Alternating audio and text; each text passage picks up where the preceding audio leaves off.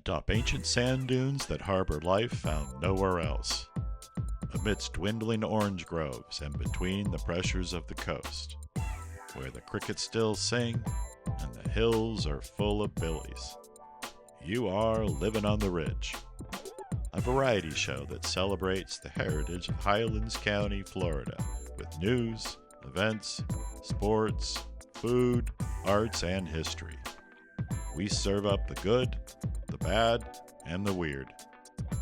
Livin on the Ridge. Hey, ladies and gentlemen, it's the Shaman and the Shepherd coming to you from Avon Park at 104.9 FM. Yes. Can you hear me? Two dudes on the dune. Yes, I got some snap, crackling, and popping over here. What's going on? Well, she has the lovely mic cover. Huh?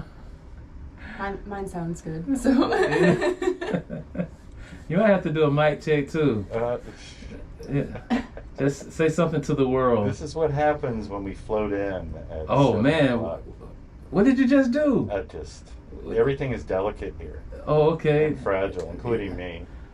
Man. Yeah. So you're listening to Livin on the Ridge on 104.9 with the Shaman and the Shepherd, two dudes in the dune.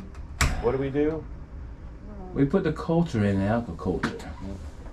And tonight we have a special guest, Madison Burnett. Although you recently got married? yes, so my last name will be Farmer here soon, but yeah, to a wonderful guy. People are driving along 27 here, like tuning in. It's like, what is going on? This is their first time. This can't be AI. Though there's something special about when you go live. Mm-hmm.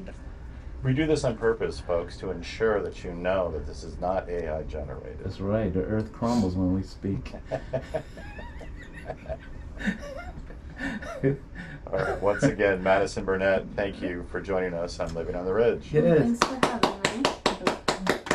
Too bad we don't have that sound effect. Yeah. Well, we can have the zoo crew board, I guess. Oh yeah. We're gonna get it from Timu. Yeah. Okay. I'm gonna make a special call. Oh, did I even start recording on the GoPro? Is it recording? The red light's blinking. Yeah. All right, good. Yeah. So please edit anything I said that was, Well, what? There was no good? We wouldn't have a show, okay? Please trim the fat. We were waiting for you to, make a contribution. Yeah, please trim the fat off that pork chop. Hey, sometimes the fat's the best part. So. Oh, see? Look at that. Fat is flavor. Yeah, It is for sure. Right. I talk to chefs. Fat is flavor. I save my bacon grease. It's So. It's death, right, too. Man. So, Madison, you are from Wauchula. Yes, I grew up there, but I kind of moved back to Highlands County in the last 9 years. Mm-hmm. So, but I live in Avon Park currently. Oh, wow. Okay. So you are the fourth person In a row from the little town of Wauchula. There's some interesting people there. So I'll say, yeah, Wow. I think it's disproportionate, but good for you. I think that's a good, ratio to have. What's going on? Is it the water? Is it the phosphate? The Peace River? I think it's the river. So Yes, the Peace River. Yeah. yeah. Yeah. Well, this fellow's from Charlie Bowling Creek. Green, just downriver. Yeah, Charlie Creek. Yeah, Well, you're downriver from Wauchula. How come you don't get some of that goodness? The fountain of creativity that flows. I thought I did. You gotta go swim in the river. Yeah, I guess I have to. Yeah, most of my creativity comes in the shower. So we'll see what we steam Well, up. that's another form of water. We'll see what we steam up tonight.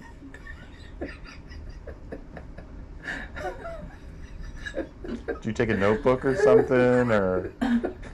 No.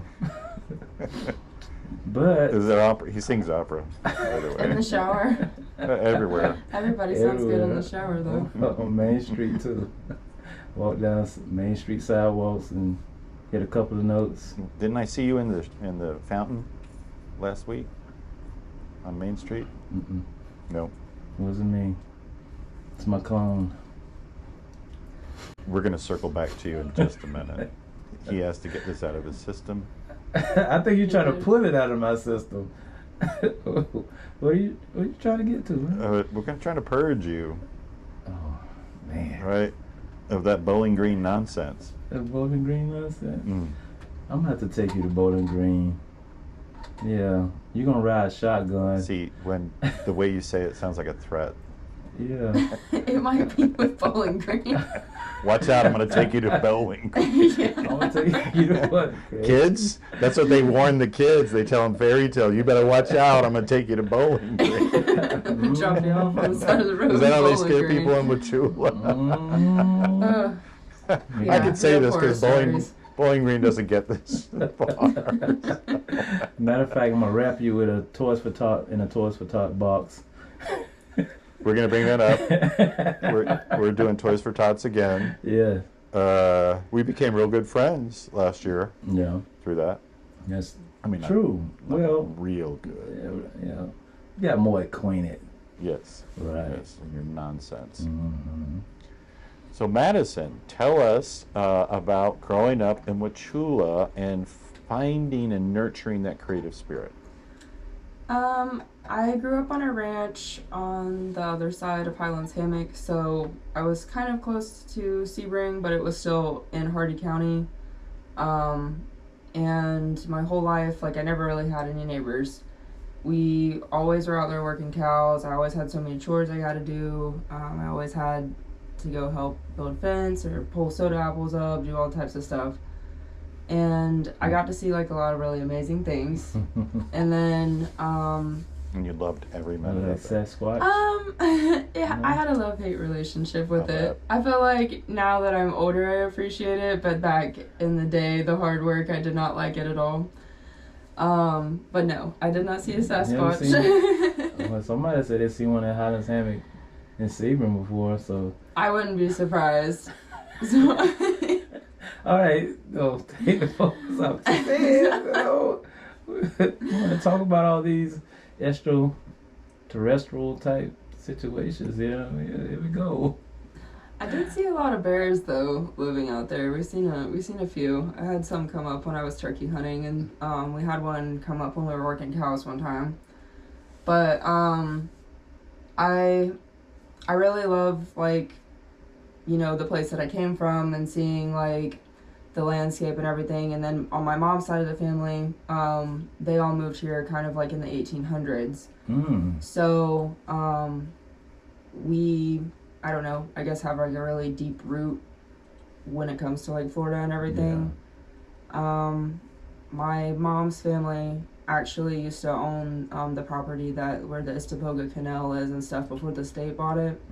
So it's kind of nice going out there and like seeing, like, you know, some of my family's history and stuff with the landscape and everything. Wow. So People don't really appreciate the amount of history in this state, our state. Mm-hmm. And the fact that it does have quite a frontier history, the first cattle, the oldest settlement, the most springs. I just was at the Miami Circle, right there at the Miami River, and that society is the same as the Mesopotamian cradle of civilization. So it rivals them as far as building a complex society.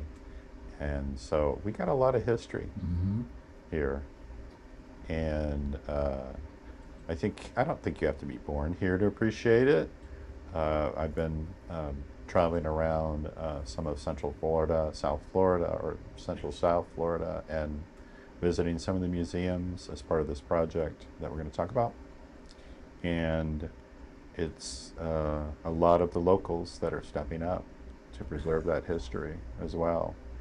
So it wasn't that fun going through it, but no, it wasn't, but I mean, it gave me a lot of good stories and stuff, so it gave me a lot of scars and broken bones too from having to help, like, break horses and everything. But I mean, not very many people can say that they grew up like that and on a piece of property and had like the opportunities to go out and be like a wild child and stuff and run around with my sibling or my cousins or whatever, or my neighbors, and go crazy, you know? Like, you kind of take it for granted when you don't have it anymore. I'm lucky that my dad still has a nice piece of property that, like, we can go and I can take my son so he can, like, experience those same things as well. So, because he still does all the same things, like with the horses, and trains them and is a farrier and whatnot. So, how much you can inflict on your son? yeah, when he gets a little bit older, because he's only 3, he's definitely going to work with Cowpaw. That's my dad. His grandpa name is Cowpaw. So, he's going to go and work with him so he can get that work ethic too and stuff. So, I promise it's not torture, son. You didn't learn a thing. Me? I learned some things. No, it sounds like it was, you know, I get it. My dad was from Texas, so I get the cowboy ethic, and we had to work. We've said it before on this show, there's no easy way to build character, but after you go through it, you get some character to go through for sure. And I wonder if we appreciate things more when they disappear. I agree with that. So I definitely do. Like, that's I think the pang that a lot of us feel about Florida, that we understand growth. Please, those of us who are born here, like me, even well, we represent different generations, really. Right. Each one of us has seen our share of growth and forest being knocked down, and there goes another project. And it's really the scale of it, the rapidity of it is unmatched, I think, in many areas. So. Yeah, just being from this area, this county for sure in itself has grown a lot. And then you drive up and down 27, and everywhere that used to be orange trees is houses and shopping centers now. Yeah, were you born in what, children? I was born in Lake Wales, and I lived there until I was 5. My grandfather leased a piece of property off of Highway 60 that was kind of out where River Ranch is almost. But then... There you go. Your old farm is now... Yeah. Literally. Yeah. I think, it used to be a cattle ranch, and now I think it's, they grow crops on it and stuff, so it's still country, but they developed it for sure and tore down a lot of trees. Right.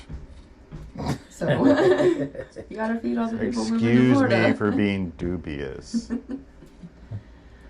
I'm sorry, go ahead. That was a lovely story. What? Oh, I'm sorry. My eyes do not make the world, they merely see it. Okay? Prove me wrong. Be nice. Oh, he wants me to be positive. Yeah. Let's start. That's the first half hour. So can you ride a horse and lasso and so forth?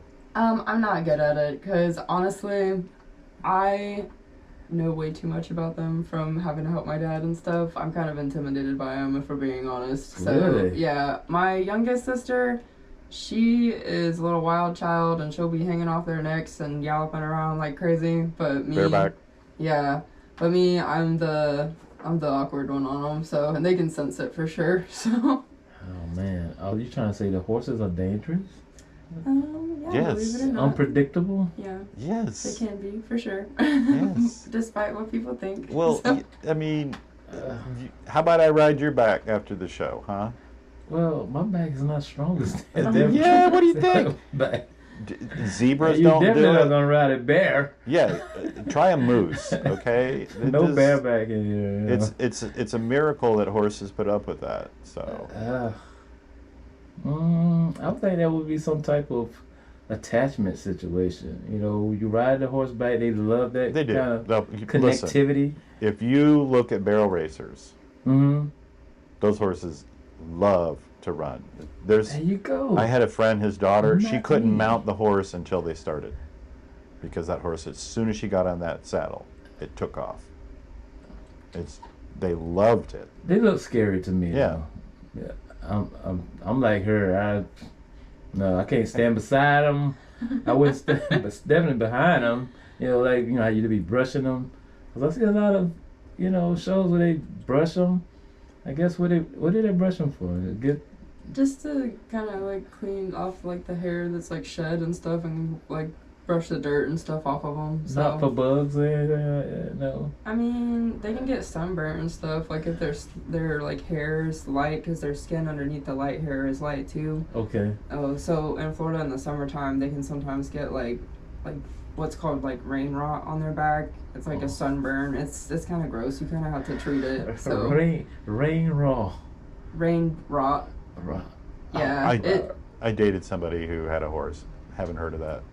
It mainly happens on like the light ones, like if they have like white or like a lighter color like on their back, like a paint horse or something. Go on. So I have no other questions. Come on. Your Honor. No, you're gonna say something. I'm not gonna say anything. About melanin or something. No. I mean, is it different with the black horses? Or the brown? I don't know. I never had one that got it though. It was always the ones that had the white on them. So. Boy, those zebras! I tell you what, they don't know what to do. I am not racist. You're horses. Horses? Yeah, but I mean, some of those horses are beautiful though, and then sometimes they give the prices of them. I say, oh my gosh, you got to be a multi-millionaire to own a horse these days. And the maintenance and to keep. Yeah. What you think? Like on this, I'm not talking about the standard maybe $15,000 horse. How much a month? Probably the cost of keeping that horse, healthy, fed, and just generalize.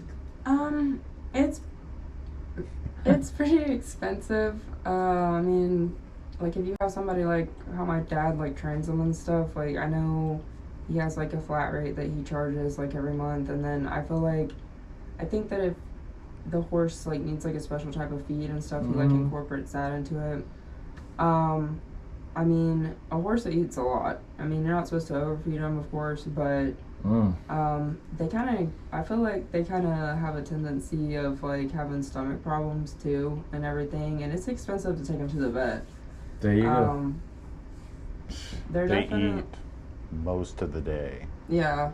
Like up to 20 hours a day. Yeah, and they have top and bottom teeth too, so like if they're eating the grass and the grass is short, they can pull up the roots and everything.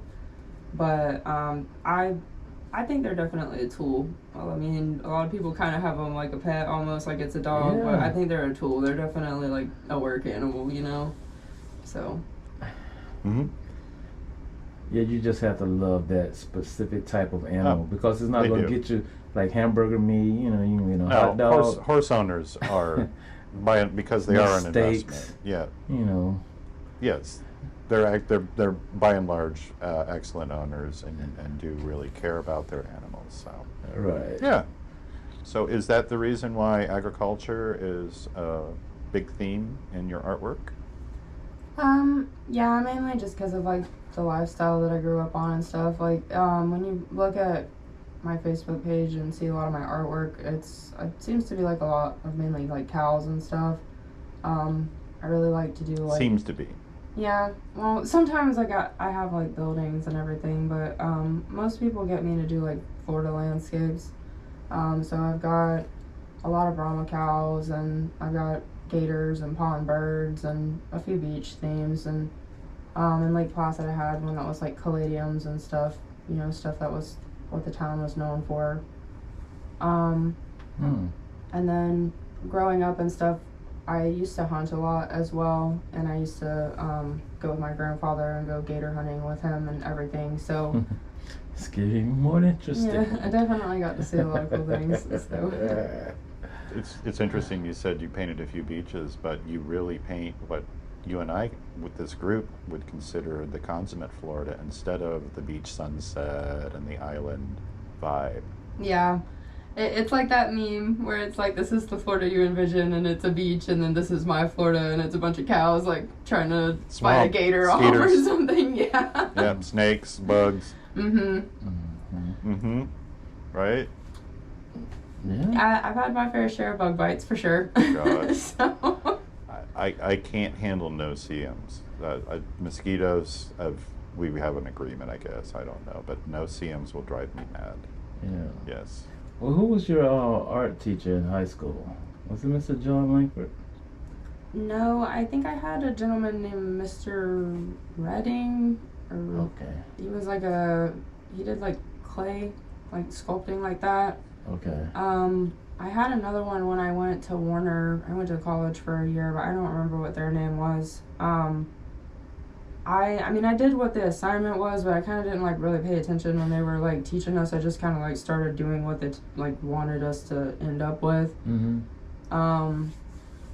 But I feel like a lot of it's self-taught or kind of in my DNA too, because my dad is a really good artist and he can draw really well, and he's actually really good at sculpting too. Mm. But I mean, he kind of did teach me like some tips and stuff, but a lot of it came from practicing, especially when I was younger and in high school. I would stay up really late working on things.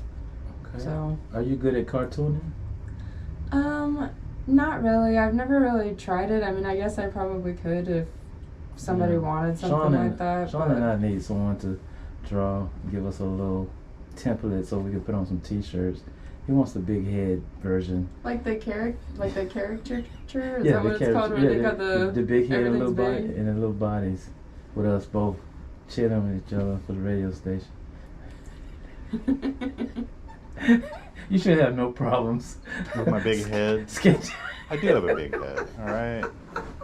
Do I put it to use? Absolutely. I have a big head not. too. Me too. Yeah. See, that's you You got a agree. big She old said head. you do. Big head.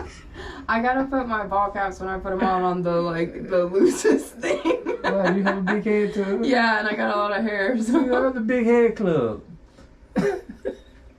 bobbleheads. What does that get us? What does that get us? Hey man, a lot of brains up in here. I wonder if we were late in lifting our heads up, as in our development, like we would flop around. That's why you take a lot of naps throughout the day. It's the weight of my The thoughts. weights of your yes. your head and your thoughts. Yeah. Oh my gosh. That's the weight of my hair. And you also do black and white pictures as well. Mm. Yes, I feel like I think I'm the best when it comes to detail and stuff with my pens and pencils and everything, just because I can get really close to everything and shade, and I can also erase a little bit if I need to.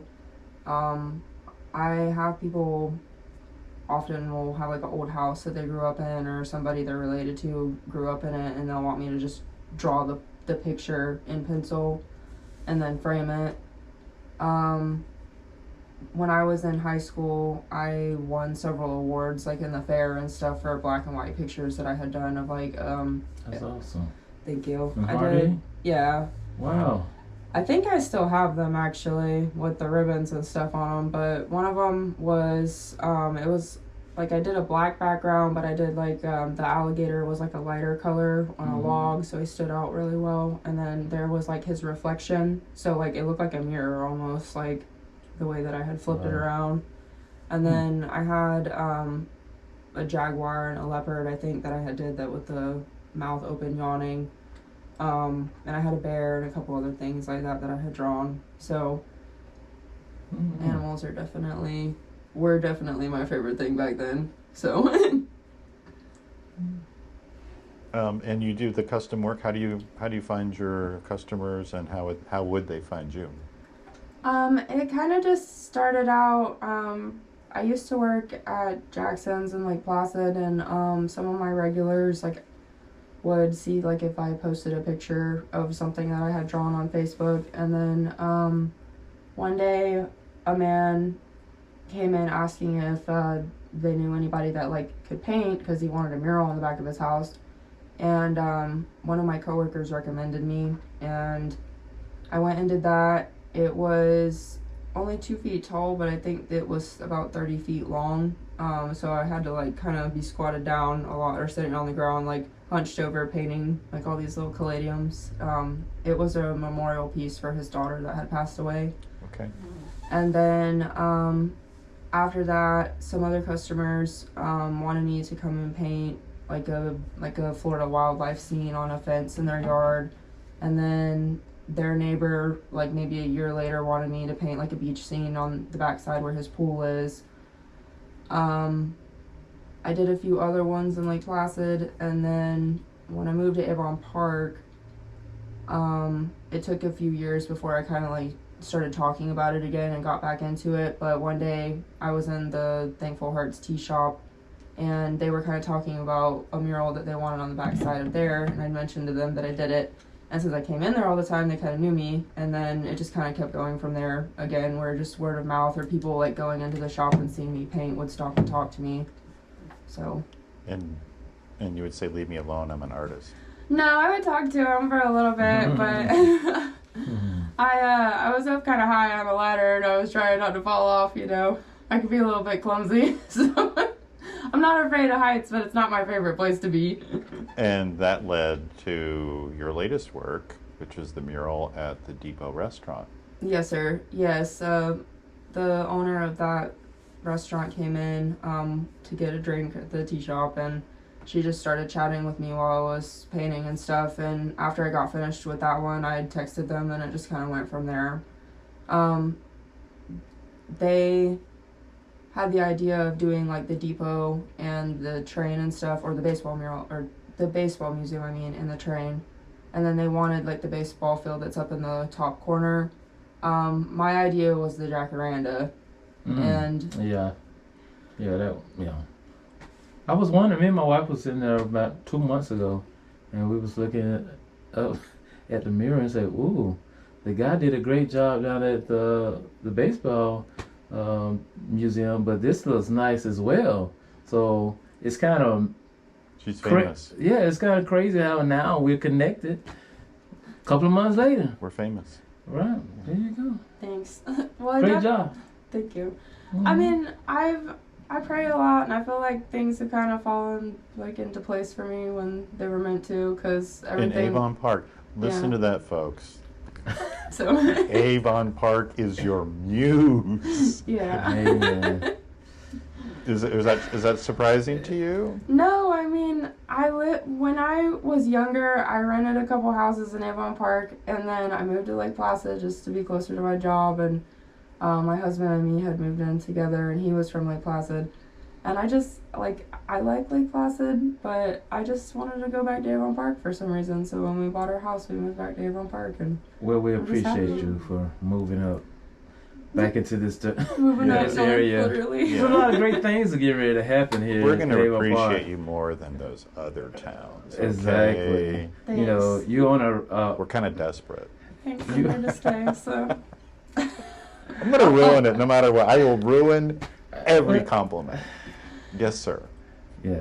It's okay. Yeah.